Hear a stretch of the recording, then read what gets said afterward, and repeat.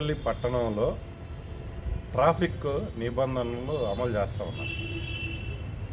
ఈ నిబంధనలు కనుక పరిశీలన చేసి అసలు ఎవరి కోసం చేశారు ఈ నిబంధనలు అనేది మనకు అనుమానం వస్తూ ఉంది. మదనపల్లి పట్టణంలో ప్రజలు తీవ్రమైనటువంటి ట్రాఫిక్తో ఇబ్బంది పడుతూ ఉన్నారు. రోడ్లు దాటాలంటే కూడా అవస్థలు పడుతున్నారు.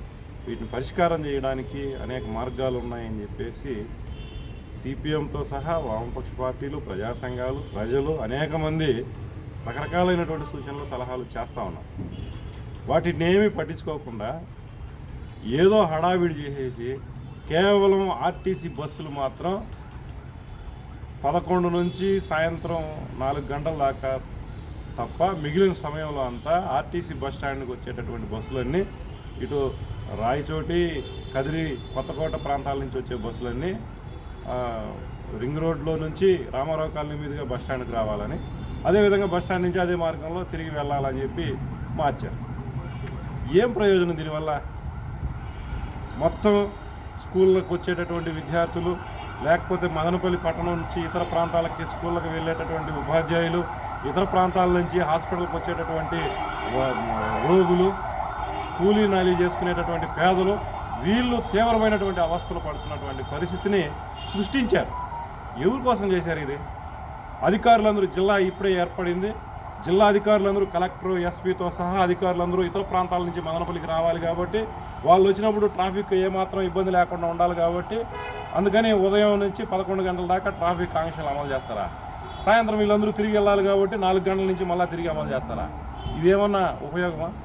మీకు నిజంగానే చిత్తశుద్ధి ఉంటే, ట్రాఫిక్ను పరిష్కారం చేయాలనే ఆలోచన ఉంటే రోడ్లు ఆక్రమణలు తొలగించి డివైడర్లు ఏర్పాటు చేసి వన్ వే అదే రూట్లోనే అటు పోయేటట్టుగా ఏర్పాటు చేయండి.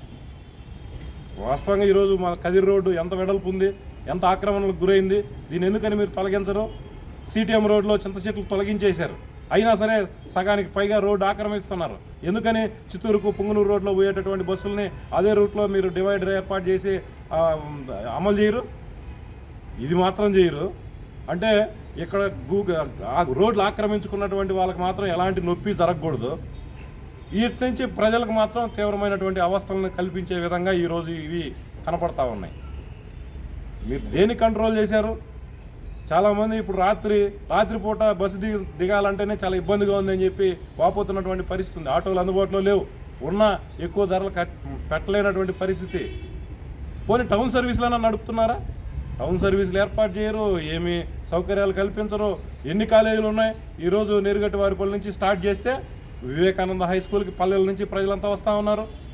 ఆ తర్వాత Madanapalle college, Siddhartha college, Venkatareddy Siddhartha college, Jnanodaya school, ఎన్ని ఉన్నాయి చూడండి ఇక్కడ బస్సుల్లో రావాల్సినటువంటి పిల్లలు. Bharatiya college, BT college, girls college, ఇన్ని కాలేజీలకు వచ్చేటటువంటి స్టూడెంట్స్ ఏమవ్వాలి? ఏంది మీ ఆలోచన? తొగ్లకు మించిపోయినటువంటి పరిస్థితి మనకు స్పష్టంగా కనబడతా ఉంది.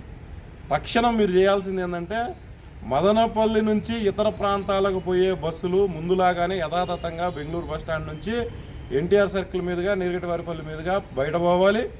అక్కడి నుంచి వచ్చేటటువంటి బస్సులు మాత్రం ఈ విధంగా చేస్తే అన్నిటికీ ఉపయోగకరంగా ఉంటుంది. అంతే తప్ప మొత్తంగా మార్చేయడం దీనివల్ల ఏం ఉపయోగం లేదు.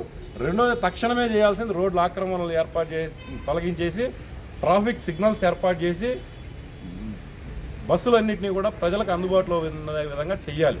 ఇది చేయకపోతే మాత్రం ఖచ్చితంగా అన్ని ప్రజా సంఘాలని, ప్రజల్ని కూడగడతాం, ఉద్యమాన్ని ఉధృతం చేస్తామని చెప్పి సిపిఎం తరఫున హెచ్చరిస్తూ ఉన్నాం.